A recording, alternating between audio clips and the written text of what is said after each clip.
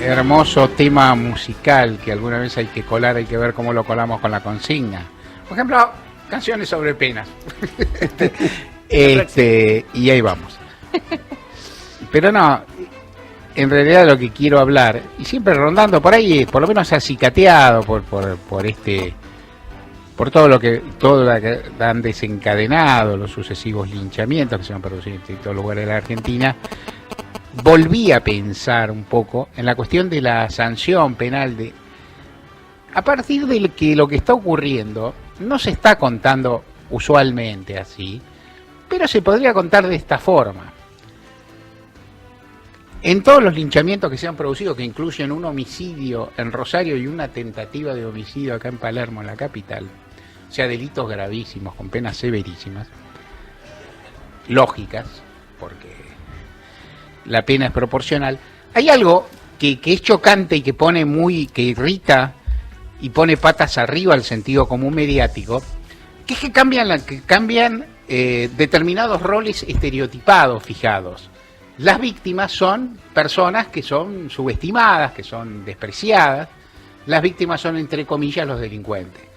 Resulta que algunos de los delincuentes no fueron tales, como el caso ese de los remiseros que le corrieron a dos pibes que iban en una moto y les gritaban y todo, y los pibes creían que los iban a chorear. Digo, ¿qué cosa? Esto da para una película costumbrista italiana de las mejores. Uno imagina a Vittorio Gassman en esos papeles, salvo porque a uno de los chicos le propinaba una golpiza terrible. Entonces, el caso mismo del chico David asesinado en Rosario, los padres dicen que no, que la madre dice insistentemente que el chico no vio error, no se sabe. O sea, no está comprobado esto, pero el estereotipo son ladrones, Clarín lo dijo ayer, vecinos versus ladrones. El problema es que los vecinos son victimarios y los ladrones son víctimas. Y entonces ahí todo el mundo se pone las cosas se ponen un poquito complicadas. Y tal vez uno dice, si hubiera cierta capacidad de pensar con un grado de amplitud, de compasión, de tolerancia, de igualdad, uno podría decir, bueno, ocurre que en esta sociedad difícil, esta sociedad de masas, esta sociedad compleja, en el devenir de los acontecimientos cualquiera puede ser víctima y cualquiera puede ser victimario. Me dicen, no, ¿cómo puede ser? ¿Cómo vas a decir que un buen señor que fue al Palermo, al Alto Palermo, puede ser un victimario? Resulta que lo fueron. Y uno imagina a ese tipo que es un asesino por naturaleza, no.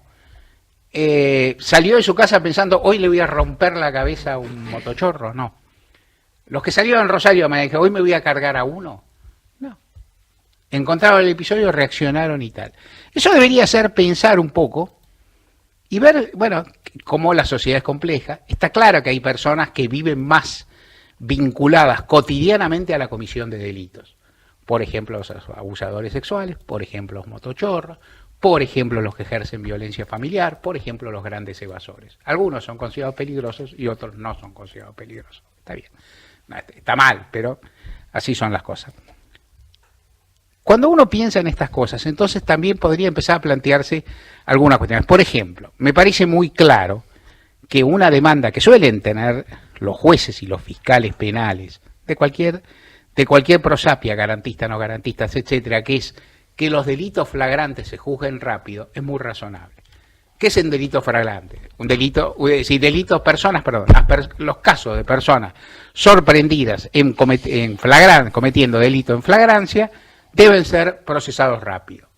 Es razonable. El caso de los motochorros, los vieron, los agarraron, los identificaron, los testigos están ahí, son los que hay. Es un caso sencillo, no tiene complejidades, no tiene antecedentes, casi no tiene background.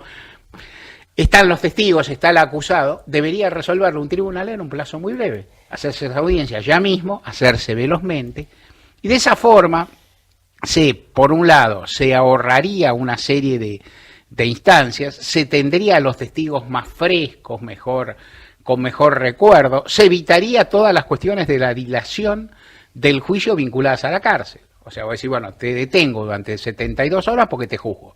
Nadie lo puede discutir. Ni el más garantista. Te tengo una semana porque te voy a juzgar. Eso es razonable. Eso sería razonable y son cosas a las que se puede pensar. Es más, están en la discusión. debería formar parte de la reforma judicial, que el gobierno en ese sentido no promovió, y justicia legítima impulsa en buena medida, y debería pensarse. Por ejemplo, ¿qué pasaría? Uno se agarra a la cabeza, no es cuestión de ser pesimista, pero ¿qué pasaría? Uno piensa, ¿y si se lo juzgara y le pusieran 2 años de prisión en suspenso y el chorro saliera en 15 días? ¡Wow! Ahí toda el ulular de la tribuna se te volvería en contra. Se juzga al muchacho, Macanó, se lo tiene preso esos días, y eso calma un poco, digamos, el encono social. Se sabe que se lo va a tener preso y va a jugar. Y cuando se lo juega se le pone 2 años, que es lo que le puede corresponder por un delito así. Y entonces, ¿qué pasaría? Uno imagina, no, salió a la puerta, estas cosas. Es difícil. La situación es compleja porque hay una idea de la pena que también se tiene cuando se piensa en unos y no cuando se piensa en otros. Como te he comentado alguna vez, yo desde mi casa, o sea, sin ser juez, sin ser fiscal, ni haberlo sido nunca, sin ser defensor penal, que tampoco lo he sido, salvo en casos muy esporádicos, soy cada vez más escéptico acerca de la utilidad de las sanciones penales, sin ser, sin embargo, eso que se llama abolicionista. Yo no creo que deban abolirse las penas porque tienen una especie de funcionalidad social que a mí me parece, como decir, muy poco satisfactoria, un poco deplorable o muy poco entusiasmante, que es que calma los reclamos sociales. O sea, es decir, lo que hace es un poco reparar por vía de la sanción el dolor de las víctimas y la preocupación de quienes empatizan con las víctimas. Sirven para resocializar, ni ahí. En el 95, 99, 98% de los casos, todos lo sabemos, no sirven. ¿Para qué sirven entonces? Para que haya una idea de que no existe impunidad. Bueno, es mucho, es poco, es algo. Es para complacer a la sociedad. No está tan lejos de la venganza. No está tan lejos de la venganza, salvo que administra el Estado. ¿No? Salvo, es una compensación. Se supone que eso va mucho más allá, que va para la resocialización, o va para el lado de la introspección y la reflexión del delincuente. Difícil, pero bueno, así son. Creo poco en esas cosas, pero creo que las sociedades lo necesitan, todas las sociedades contemporáneas lo tienen. Uno no tiene una propuesta mejor, no cree que las cosas serían mejor si quienes cometieron un delito probado salieran liberados, y no cree que la sociedad disponga de recursos como para, digamos, hacerle terapia de apoyo a todos y algo por el estilo, mandarlo a granjas de recuperación o cosas parecidas, que está muy bien, pero que evidentemente no es posible. Ahora, es más, y me impresiona mucho, y cada vez me impresiona más, tal vez por los años que tengo, tal vez porque tengo una familia y porque miro mucho a la familia, me impresiona más las consecuencias de la pena en los núcleos familiares. O sea, una persona que es encarcelada es una familia que se ha destruido usualmente, digamos, habrá algunos que no la tengan, es una familia que se ha destruido. Una persona que está encarcelada es un grupo que uno podía trazar en círculos concéntricos de 5, 6, 7, 10, 15 personas que sufren una pérdida.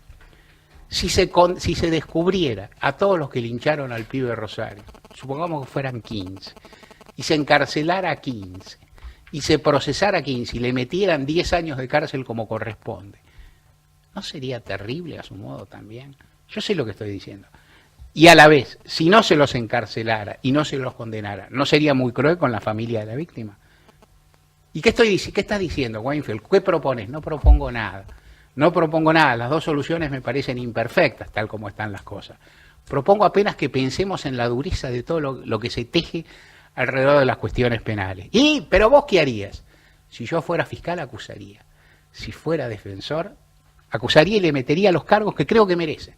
Tentativa de homicidio calificado en el caso de Palermo, y homicidio calificado más del mínimo de 8 años, por lo tanto, y hasta 25, en el caso de Rosario, el chico David Moreira. Y si fuera defensor, plantearía que hubo lesiones en riña, plantearía que hubo moción violenta, plantearía que hubo legítima, plantearía lo que le habiera los intereses en mi parte y pediría su excarcelación. La justicia discierne, el ejercicio de los tribunales discierne roles que son fáciles, relativamente, después tienen que hacerlo bien, pero quiero decir, es sencillo, el fiscal tiene que llevar la carga de acusación, el defensor, cada uno ilumina un costado, y el juez, ¿qué debe hacer? Y si fuera juez, sufriría mucho si fuera juez. Sería muy terrible ser juez en un caso así si se descubriera a los culpables. Y si no se descubre a los culpables, y si no aparecen, y también es muy terrible. ¿Qué le vamos a hacer? Mario Weinfeld le pone su firma al dial. Gente de a pie, por Nacional.